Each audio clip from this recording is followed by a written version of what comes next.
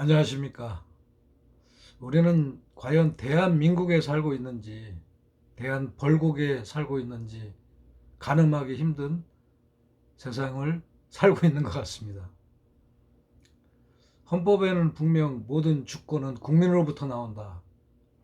아주 분명히 명시가 돼 있고, 하지만 그런 민주주의, 국민주권주의가 이 현실에서 그대로 적용되느냐,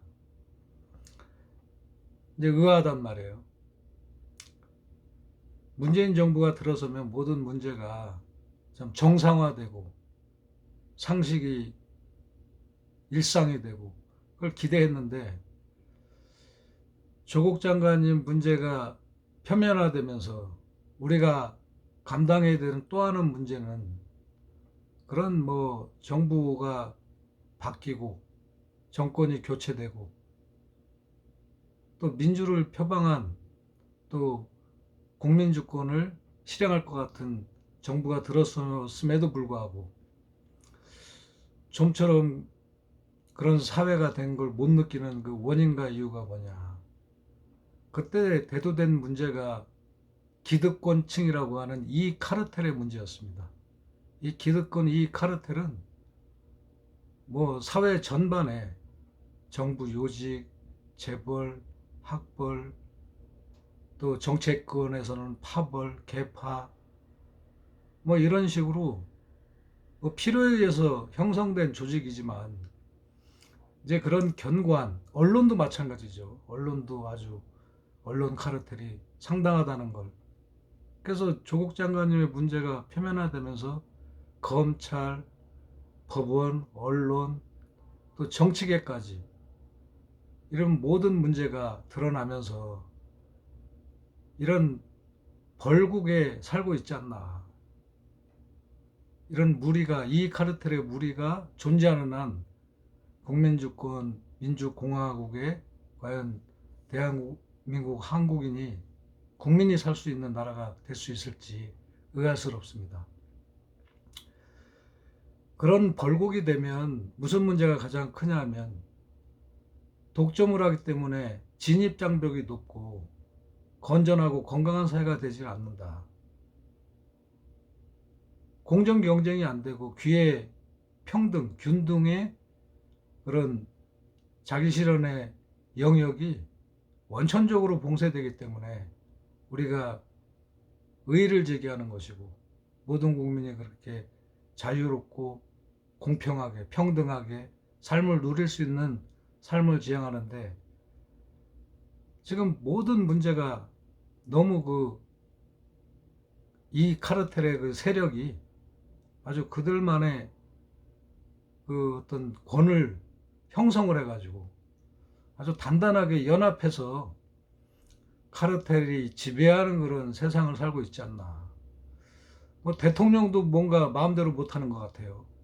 또 정당도, 민주당과 지금 국힘당이 국민의 지지를 절대 받지 못하고 있는 이런 상황입니다. 변화가 없고.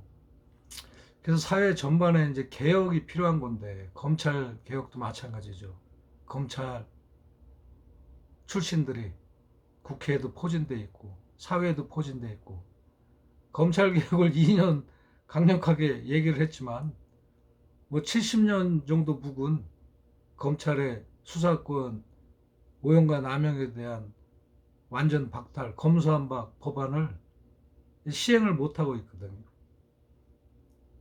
민주당이 2월에 입법을 예고하고 공표까지 하고 국민에게 약속까지 했는데, 지금 새로운 지도부나 몇몇 중진 의원들도 그런 문제에 대해서 속도 조절을 하고 아직 준비가 안 됐다, 개혁을 단계적으로 하는 거다, 이런 식으로 문제의 본질을 흐리고, 그만큼 이 세력 자체가 의회 권력도 그렇고 검찰, 법원도 그렇고 언론도 그렇고 하나의 그 짜여진 이 형태에서 그런 걸 추구하기 때문에 좀처럼 사회 변화와 개혁이 지금 되지 않고 있지 않나.